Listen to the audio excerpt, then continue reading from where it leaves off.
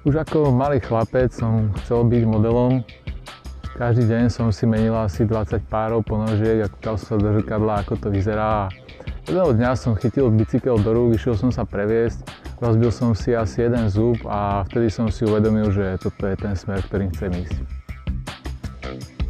Downhill je adrenalínový šport, ktorý sa považuje za jeden z najnebezpečnejších. V cyklistike je to kráľovská disciplína, kde jazdec sa snaží ísť určitú trať za čo najrýchlejší čas. Postupne sa vyvinuli viaceré odrody tohto športu, či už 4 jazdci naraz idú z jazdovú trať, alebo takisto jazdí sa v meste, čo je určite divácky viac atraktívne.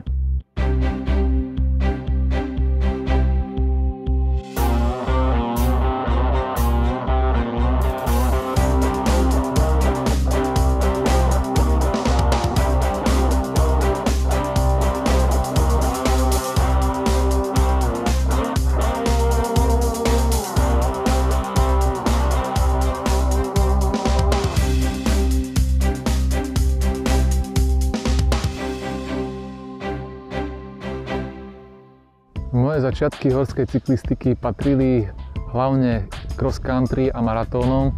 S tým som vlastne začínal.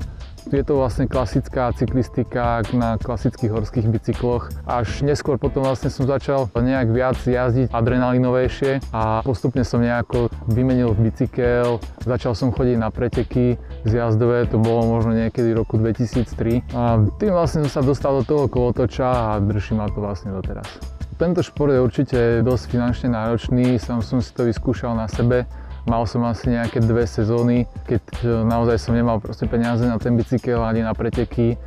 Jediné, čo som mohol, tak ísť pozrieť s kamarátmi ako divák a proste len sledovať ostatných ako jazdia. Až postupne som sa proste nejako vypracoval, kúpil som si vlastný bicykel, na ktorom som pretekal a snažil som sa proste dať do toho čo najviac.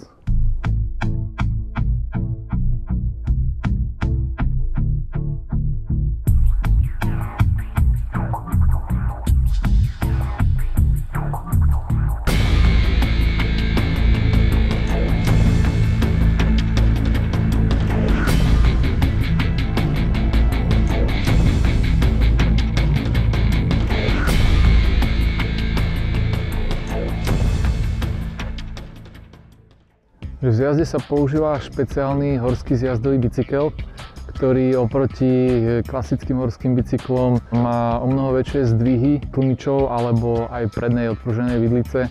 Takisto sú tam agresívnejšie, pevnejšie brzdy. Vlastne celkovo ten bicykel je stavaný viac na pevnosť ako taký klasický bicykel, takže tým pádom automaticky tá váha ide trošku hore a ten bicykel je trošku menej ovládateľnejší ako klasický.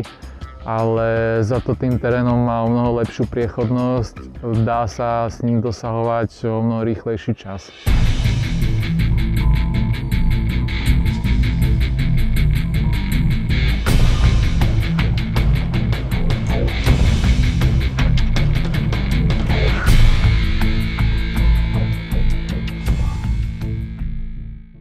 V zjazdovej kategórii, v ktorej som začínal, bola Hobby Full.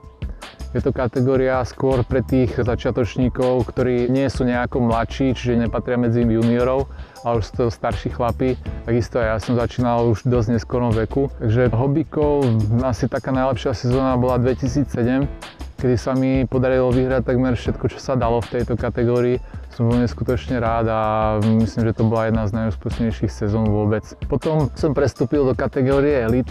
Tam už začalo ísť do tuhého, už takisto aj ja som zrýchloval, aj tie časy boli už o niečom inom a trebalo tomu aj o mnoho väčšie nasadenie, ako bolo v tej kategórii hobby.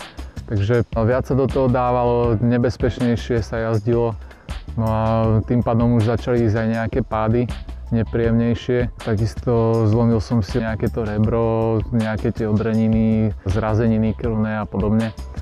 A jedna z takých najúspešnejších sezón v tejto kategórii Elite bola sezóna 2010, kde sa mi podarilo získať titul vicemajstra Slovenska. Takisto mal som tam aj nejaké pódiové umiestnenia v slovenskom pohári, myslím, že to bolo 4. miesto a 3. miesto. Takže naozaj podarená sezóna, v ktorej som mal asi najkrajšie spomienky.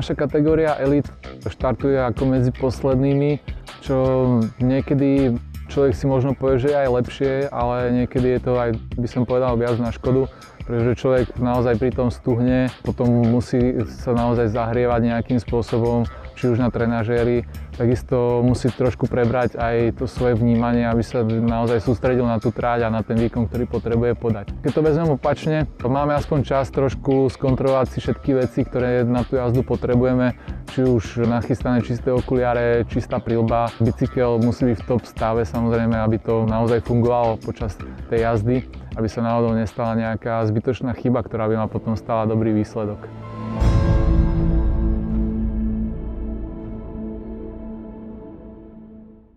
Na začiatku ten stres pred štartom bol úplne hrozný. Snažil som sa určite dosiahnuť nejaký výsledok, čo bol asi môj najvyšší cieľ a moje telo mi to dalo určite najavo, kde spravil som nejaké 2-3 kroky, v momente som bol zadýchaný. Takže postupne sa s tým začal nejako vyrovnávať, snažil som sa viacej uvoľniť pred tým štartom samotným. No a potom sa mi to trošku aj darilo, keď som mal tú úspešnú sezónu v hobíkoch. A potom, keď som už prešiel do elity, tak tam už ten stres začal byť trošku iného typu, kde predsa len tá zodpovednosť už aj voči sponzorom alebo aj celkovému tímu bola samozrejme na prvom mieste. V momente, ako odštartujem finálovú jazdu, tak celkovo ten stres zo mňa úplne opadne. Snažím sa úplne sústrediť na to, ako idem dole a čo ma čaká. Priznám sa, že niekedy sa mi stáva taká chyba, že sa sústredím na to najnebezpečnejšie miesto na trati a dá sa povedať, že kým k nemu nedojdem a neprejdem ho, tak furt nejakým tým kúskom svojej mysle sa na to sústredím. A už potom dá sa povedať, že každá trať má nejaké to miesto, kde si jazdec povie, že dobre, tak odteraz už to je fajn, už je to v pohode, zvládol som to a už len dojdem do cieľa. A priznám sa, že niektoré tie trate to majú až keď prejdem ten cieľ.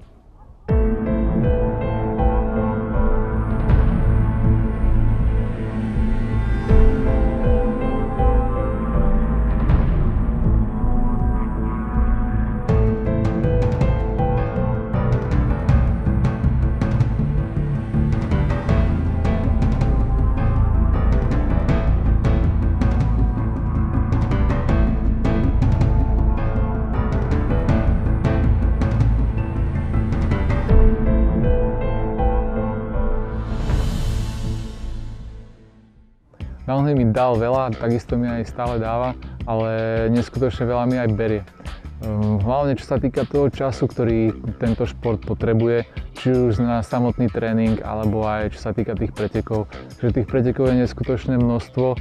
Už v dnešnej dobe tak naozaj tie víkendy, možno v lete, keď mám nejaké 2-3 víkendy voľné, tak je to veľa. A naozaj nie je čas na nejaké iné hobby alebo nejaké iné aktivity, že musím sa naplno venovať tomuto športu, ak chcem samozrejme niečo dosiahnuť. Ale na druhej strane downhill mi dal veľa. Spoznal som mnoho skvelých ľudí, takisto čo sa týka pretekov, neskutočná atmosféra, mnoho zábavy. A isto tá samotná jazda alebo samotné jazdenie, človek sa naozaj sústredí iba na tú jazdu, nedokáže vnímať nejaké iné problémy, ktoré ho počas normálneho života zaťažujú, ale naozaj si oddychne a keď tá jazda, či človek nemusí ísť na čas, ale proste ide si zajazdiť len tak pre radosť, tak naozaj vtedy zažije neskutočné množstvo zábavy a baví ho to o mnoho viacej.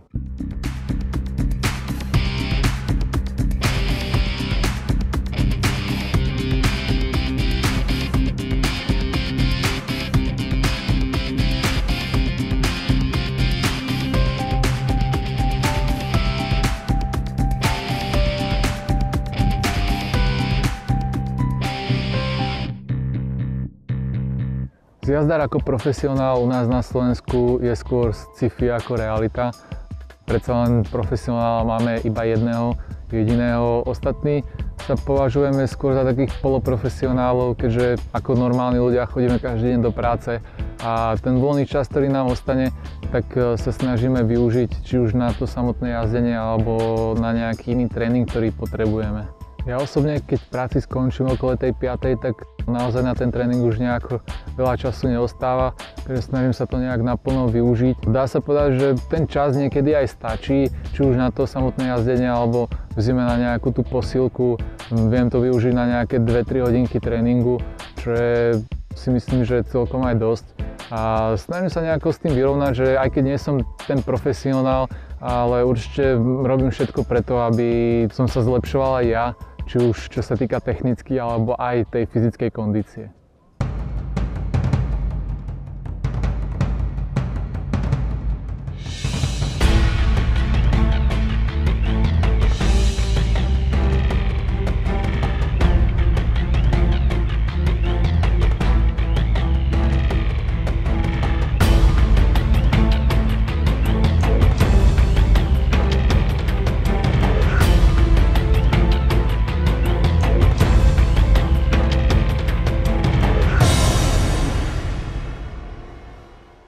Pre človeka, ktorý chce začať s jazdom, tak určite by som mu odporúčil nejakú tú trpezlivosť, pretože tento šport to naozaj potrebuje a týmto sa aj vyvaruje určitým zraneniam, ktoré jeho kariéru značne zbrzdia. A takisto nezabúdať na chrániče, ktoré sú tiež veľmi dôležité. Predsa len chráni to naše telo. Mnoho jazdcov už dopadlo ako poloinvalidi alebo dokonca aj ako invalidi, takže netreba to brať na nejakú ľahkú váhu.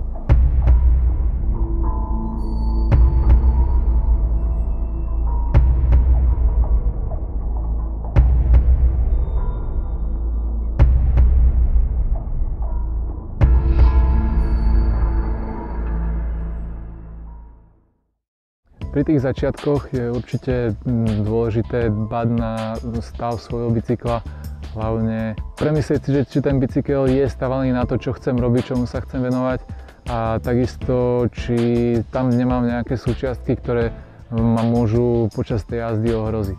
Je to naozaj veľmi dôležité a nemalo by sa na to zabúdať. Tento šport je naozaj finančne aj časovo náročný. Ale aj napriek týmto nevýhodám sa naozaj teším každý deň, kedy na ten bicykel sadnem a znova sa spustím dole. Ako tie samotné pocity, ktoré človek zažíva, sa nejak opísať nedajú a jediné, čo môžem odporučiť, je proste si to skúsiť.